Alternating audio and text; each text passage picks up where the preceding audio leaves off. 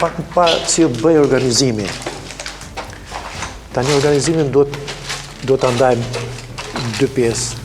Në kohë paqe dhe në kohë lufte. Në kohë lufte ishte rutinë komplet tjetër që është e paspjegueshme sepse e kuptoni edhe vetë që çdo gjë i nganohet, çdo gjë, të gjithë flinim këtu me kuadro me gjithë. Në kohë paqe, çdo operativ i ministrisë që mbulonte aviacionin, marinën, tanket, gjitha kishte drejtën të hapte një rrjet ose dy, bënte prova.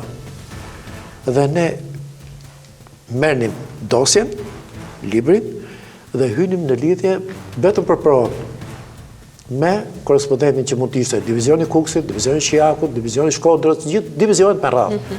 I bënim provë. Kjo ishte e përditshme.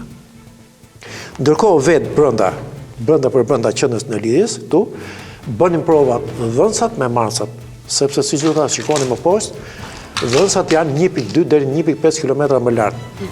Nuk lejohet të rrinin bashkë. Se nuk ishin bashkë? Nuk rrinin bashkë, sepse dhënsi ka fuqi shumë të madhe në dalje. Ka tension të lartë. Dhe pse e blokon marsin, i krijon zhurma, dhe ti nuk arrin të kapësh asgjë. Dhe çdo mëngjes në orën 8 dhe çdo mbrëmje në orën 8 prap, bëheshin provat. Ai shtypte taston këtu, a dëgjoi relea atje sipër, ke dhënsi atje, nëse dëgjoi relea, do të thonë që çdo gjë funksiononte në rregull.